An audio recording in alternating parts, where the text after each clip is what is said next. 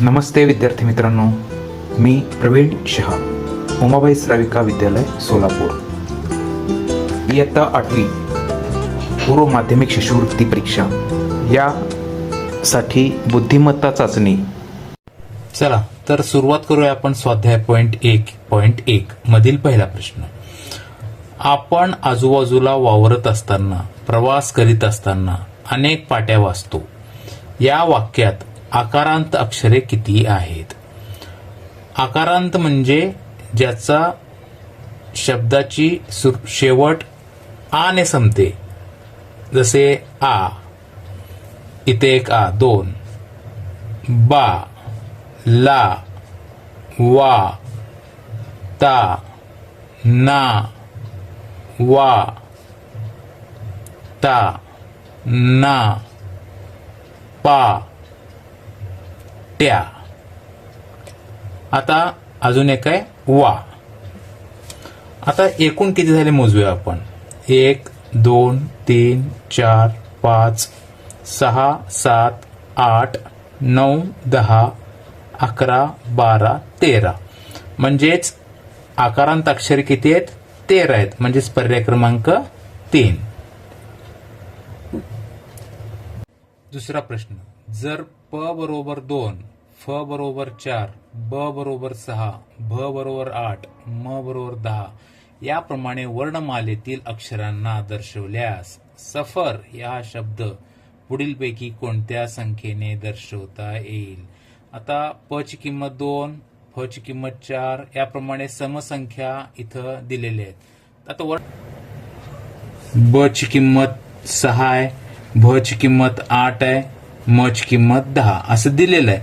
तर ह्या पुढील संख्या य बरोबर 12 होईल, र बरोबर 14, ल बरोबर 16, व बरोबर 18, श बरोबर 20, श बरोबर 22, स बरोबर 24, ह बरोबर 26 आणि ळ बरोबर 28.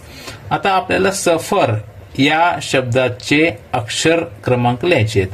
आता स बरोबर 24 आहे म्हणून 24, फ बरोबर 4 आहे म्हणून 4 लिहिले, र बरोबर 14 आहे म्हणून 14 लिहिले. म्हणजे 24, 4 आणि 14 अशी अक्षरे असणारी पर्याय क्रमांक 4 असणार आहे. 24, 4 आणि 14 म्हणून पर्याय क्रमांक 4 हे होते. प्रश्न तिसरे बघूया आपण आता. बाल साहित्यकार या शब्दातील उजवीकडून चौथे अक्षर व डावीकडून दुसरे अक्षर यांच्या दरम्यान कोणते अक्षर आहे? आता या बाल साहित्यकार ची उजवी बाजू ही बाजू असेल आणि डावी बाजू ही बाजू असेल. आता उजवीकडून चौथे अक्षर म्हणलेलं आहे. उजवीकडून चौथे अक्षर म्हणजे कोणते? 1, 2, 3, 4. उजवीकडून चौथे अक्षर ही असणार आहे आणि डावीकडून दुसरे अक्षर कोणते? 1, 2 ल असणार आहे. यांच्या दरम्यान ही आणि ल यांच्या दरम्यान सा हे अक्षर आहे म्हणून पर्याय क्रमांक 2. पर्याय क्रमांक 2. आता प्रश्न चौथा बघूया आपण. रुपालीच्या अंगी धैर्य, जिद्द, परिश्रम करण्याची वृत्ती, पक्का निश्चय असे गुण होते. या वाक्यात किती जोडाक्षरे आली आहेत? आता जोडाक्षर म्हणजे एकापेक्षा जास्त शब्द ज्या अक्षरामध्ये येतील त्याला आपण जोडाक्षर असे म्हणतो. जसं च आणि या, च्या पहिलं अक्षर, य आणि र, र्य, द, स्र, न आणि य, न्या, ती, का, श.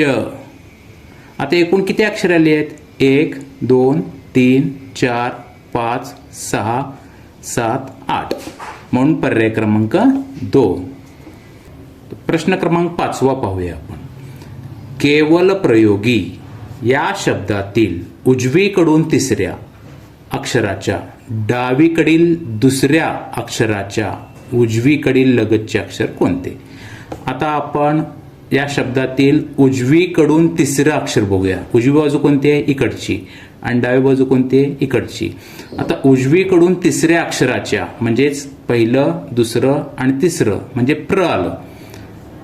डावीकडील दुसऱ्या अक्षराच्या, डावीकडून कोणते अक्षर दुसरं आहे? 1, 2 व आलं. आता डावीकडील दुसऱ्या अक्षराच्या उजवीकडील लगतचे अक्षर कोणतं असणार आहे? ल असणार आहे. म्हणून पर्याय क्रमांक 3 हे उत्तर बरोबर आहे.